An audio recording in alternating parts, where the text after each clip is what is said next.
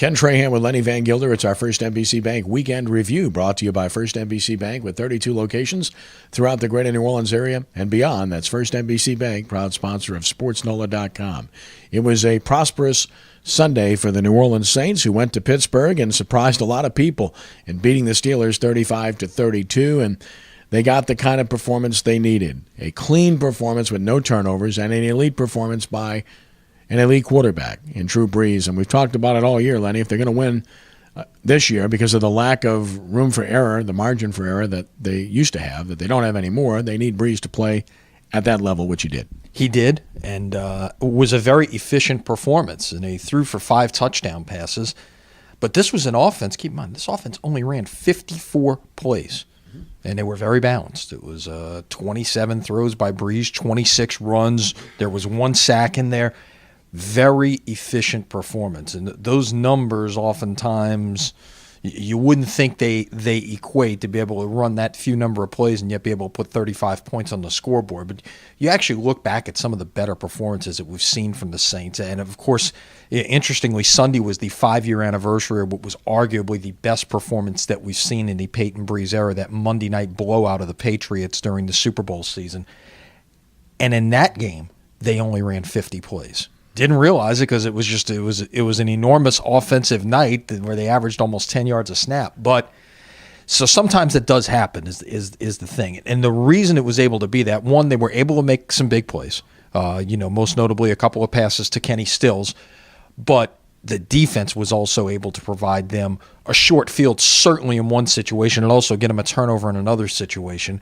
And they were able to make quick work of those opportunities. Well, good teams, obviously, when your best player is taken away from you, which the Steelers did to Jimmy Graham, good teams find a way to overcome that and have others step up, and that's what happened with the Saints. Kenny Stills, in particular, stepped up. Mark Ingram, his 4th 100-yard rushing game of the year. And the defense overall was good enough, although this was a really bad game for Ben Roethlisberger overall. Lenny, the reality is he could have been picked off as many as 6 times in this game. You know what's interesting? I think you could put this in a similar category to the Green Bay game from this perspective. Roethlisberger hit his hand on, I guess it was the shoulder pad of Curtis Lofton, I believe it was, in the first quarter, and it really bothered him there for quite a while. I think he kind of worked it out a little bit as it got later on, but there was a period where he really struggled throwing the football in this game. And it's not unlike what happened in the Green Bay game. If you remember that scramble by Aaron Rodgers, and he tweaked his hamstring, and Rodgers, even though he continued to play and actually ran for a touchdown later in that game in the Dome, what is now a little over a month ago, was not the same after he tweaked his hamstring. Threw a pick 2 plays after that, and it changed the whole dynamic of the game. And look, that's not to take away from the performance the Saints put out there. It was arguably their most complete performance of the year.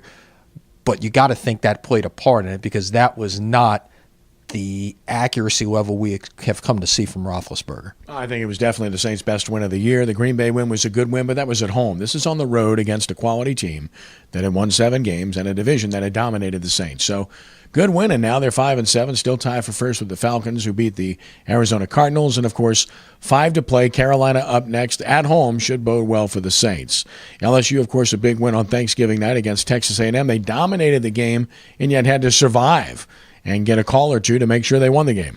Yeah, LSU was just totally in control as you looked at this thing, but yet it just didn't reflect on the scoreboard. You had missed field goals, missed opportunities, and just they were not able to provide the kill shot as they were. But the one thing that I liked about this game is what they started doing more with Anthony Jennings. That where has this been for the first 11 games?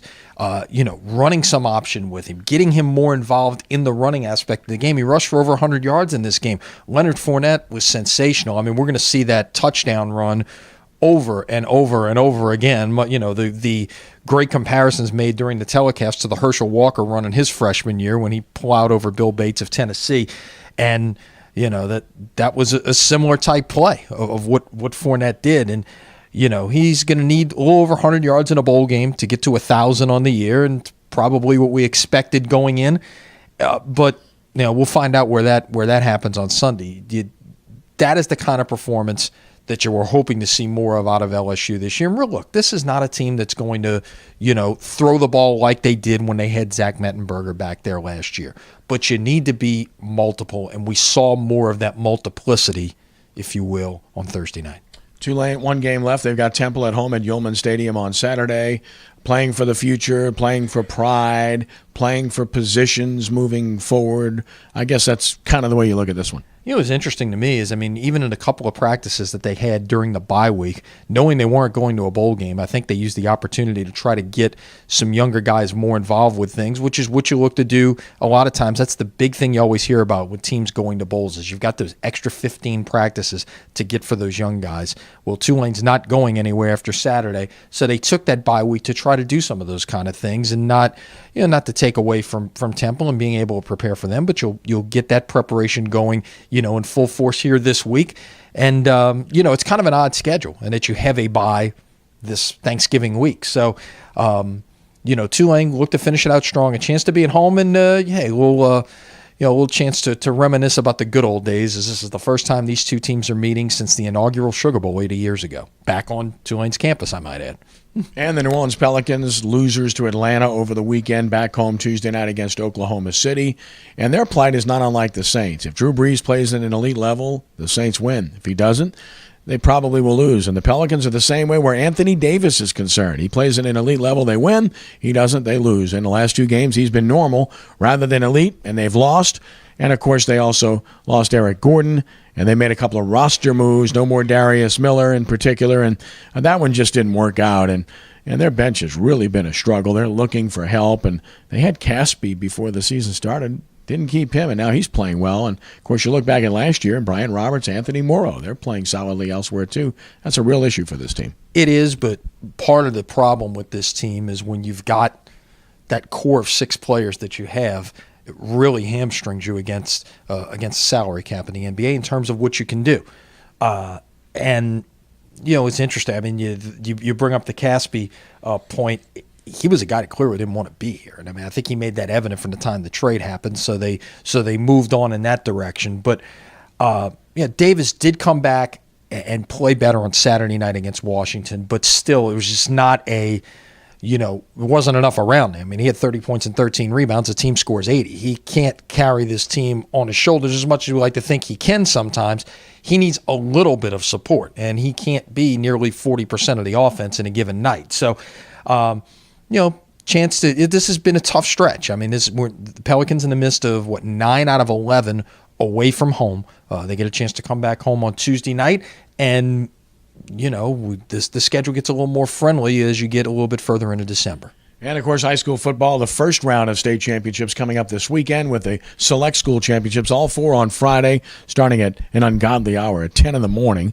But they're going to play them through, and, of course, we'll have the Division I state championship game between John Curtis and Jesuit live on WGSO 990 AM as part of Ken Trahan's original Prep Football Report, which, of course, we stream at sportsnola.com. So we look forward to that on Friday night as well. Look forward to the weekend, and then another weekend, of course, of state championships the following week. And check out Sports NOLA TV, 6 p.m. WHNO, Channel 20 this evening. Look forward to it all. It'll be a dizzying couple of weeks for high school sports. It really will, but it's a great time of year. And Friday night's kind of unique, something we haven't seen before. You got state championships going on in the Dome, and you're going to have 10 semifinal games in the other classes going on at the same time. A couple of them of note. Warren Easton will be at home. Destrehan will be at home against West Monroe. That should be just a blockbuster matchup in 5A. So that's going to be kind of a unique dynamic with these games going on. It's crowning state champions, but yet still other games going on at the same time. All right, great weekend indeed. Look forward to it. Lenny, as always, thank you. All right, see you later this week. That's our First NBC Bank Weekend Review, brought to you by First NBC Bank with 32 locations throughout the greater New Orleans area and beyond. That's First NBC Bank, proud sponsor of SportsNOLA.com. For Lenny, I'm Kenny. Have a great week, and God bless you.